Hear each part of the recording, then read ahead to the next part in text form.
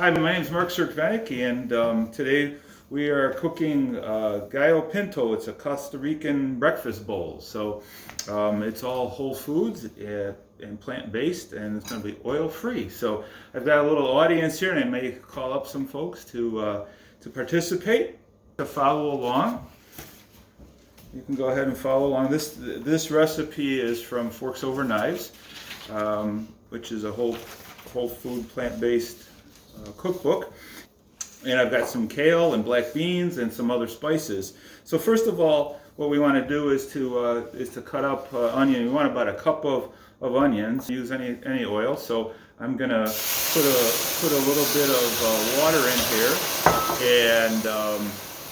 and then throw some onions in. All right, and then we've got some cumin and garlic. So I'm gonna throw that in there as well. Just kind of stir that up. And the nice thing about this is you could always just add a little bit of additional water if it's getting a little too dry.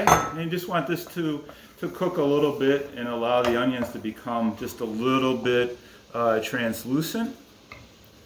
And all right. And then we want to do, it's going to come up.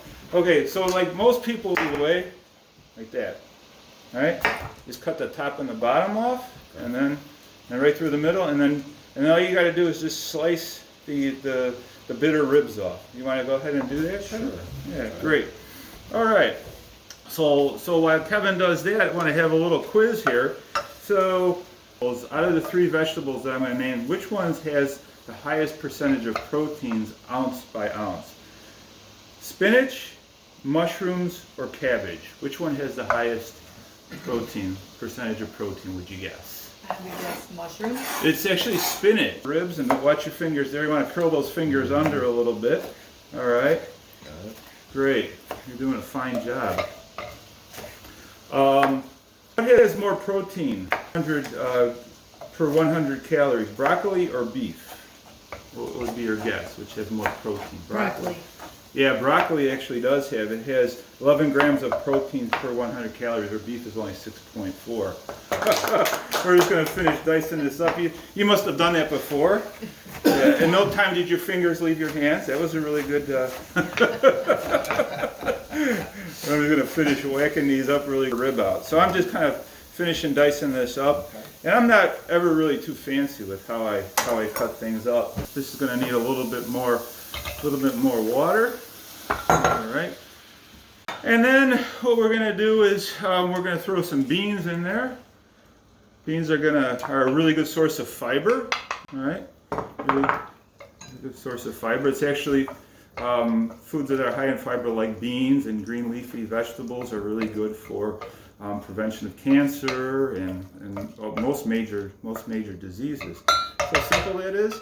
And then what I'm also going to do is we're going to throw some kale in. The recipe calls for a couple of cups, so again, I'm not too fussy about how much I really throw in there.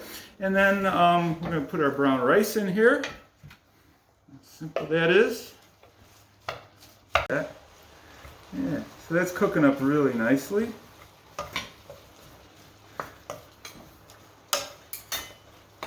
So when I was prepping the kale earlier today, I kind of was reflecting back on the type of food I grew up eating, right? And I think the only time we ever saw kale on a plate was like it was a garnish, right? It's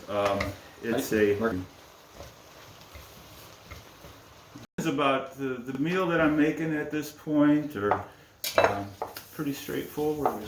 Yeah. I just love all the different spices that you end up using in this style of cooking. It's really to kind of bring the flavors out. It smells delicious. Does it? Good. Yeah. You see, high in protein then? It's very high in protein between the beans and the kale and the brown rice, right? And I'm going to serve this with some avocados. I'm going to put a cilantro on there, and then we're going to have a little bit of lime, and there's the dish. So there you have it, folks. Couldn't be much more simple. Very nice.